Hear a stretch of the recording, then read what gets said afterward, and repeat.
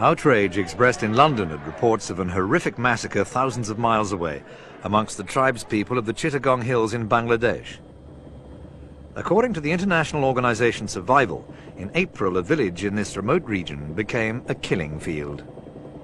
Hundreds of men, women and children were locked in their homes and burnt alive.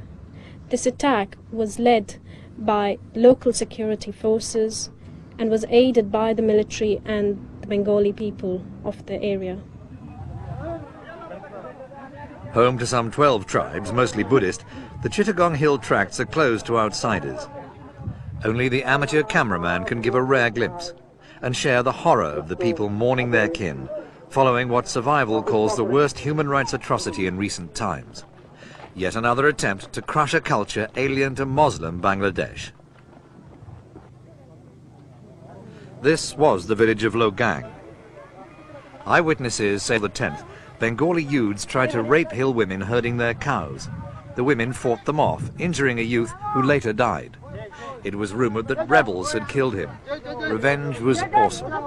The attack lasted at least 3 hours. It's claimed that 1,200 died, mostly women, children and old people. This 15-year-old boy, in hiding to save his life, bears witness to the full horror of the event.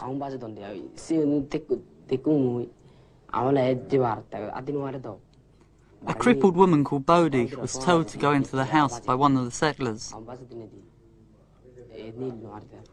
Then he set it on fire, and she was killed.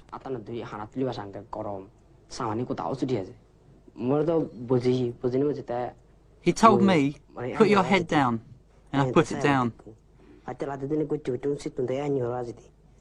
Then I saw the shadow of the knife, and I jerked back and ran off. General Mahmoud al-Hassan commands the military forces that effectively govern the Chittagong Hill tracts. This interview with him had to be smuggled out of the country. In it, the general was completely dismissive of claims that more than 1,000 people had died at Logang. 13 dead, 19 wounded and 2 missing. There has been a government cover-up of the whole massacre, and it's a long history of conflict for the past 20 years, and the government has attempted to cover it up. But many witnesses, like this boy, won't let their stories be covered up. The dead bodies were stacked one on top of another in the clubhouse. I myself counted at least 150. Chandra recalled how he found the body of his brother and took the corpse to the clubhouse where the rest of the dead had been put.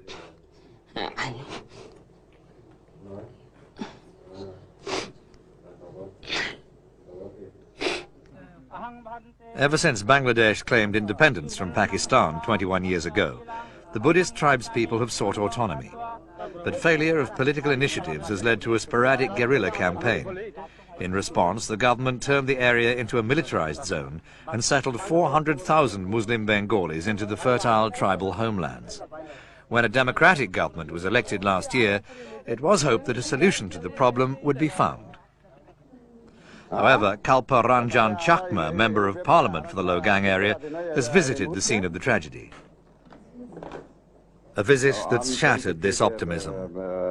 When I visited Logang, that time, these army people started constructing houses, new houses there in the area, burnt area, so that in future nobody could see that, could say that there was some massacre some days back, and there was so much killings in this.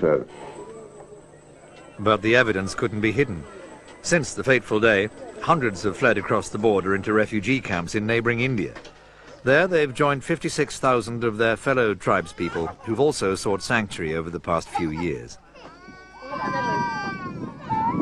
There too, filming is illegal, but this amateur footage shows that there's no hiding the mental and physical scars that these people bear. I had to have an operation to remove the bullet from my side. Bengali Muslims came and started killing people, setting fire to the houses. 3 of us gathered 46 bodies. However, in spite of these people's stories, General Hassan remains obdurate in his defense of the situation. Not a single family crossed the border, because, though the border is only 2.5 miles. So they would be able to cross. So that means that should show that they had some confidence in us. Yeah. This confidence is not shared by Amirul Islam, a Bengali lawyer who represents tribal people at the Supreme Court in the capital, Dhaka. From the cases that I notice, that civilian authority is not allowed to function under the law and the constitution as it ought to be able to function. And that impediment, that element of impediment, I think has to be removed. If we want to solve this problem, right now we have to create some positive environment here in the district, especially the first thing we have to demilitarize the whole area. Because all the people who are living here in Chittagong Hills, they are more or less suppressed by these military people. I feel that there is a tremendous possibility for bringing about a solution to these problems, and they are within our sight, provided the government has a determined political will to solve it. But witnesses to the years of suffering and depression of the tribespeople say that a government that doesn't admit the problems exist is hardly likely to solve them. Meanwhile, the pleas come for the world to hear.